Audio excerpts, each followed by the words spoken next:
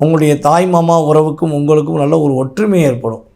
மிகப்பெரிய ஒரு அன்பான பாசமான சூழ்நிலைகள் உருவாக போகுது.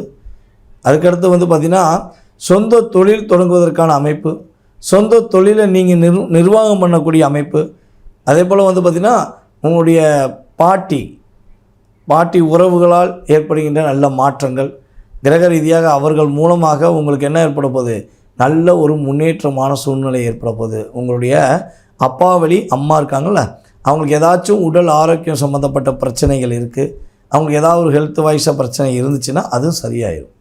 அவங்களுடைய பூர்வீக சொத்து சம்மந்தப்பட்ட விஷயங்கள் உங்களுக்கு கிடைப்பதற்கான பாக்கியம் உண்டு. அப்பாவுடைய சொத்து எந்த வில்லங்கத்தில் இருந்தாலும் சரி, என்ன பிரச்சனை இருந்தாலும் சரி, உங்கள் மேலே எந்த தவறுமே இல்லைன்னு சொல்லி உங்களுக்கு கூட்டு வச்சு கொடுக்கக்கூடிய அமைப்புலாம் கிரக நிலையில் இருக்க போகுது. அதேபோல் உங்களுடைய மாமியார் இருக்காங்க பார்த்திங்களா, மாமியாருக்கு உங்களுக்கு ஏதாவது பிரச்சனை, இப்போ நம்மளுடைய மிதுன ராசிக்காரங்களுடைய பெண்களுக்கு, மிதுன ராசி பெண்களுக்கு தான் மெயினாக சொல்கிறேன். ஏன்னா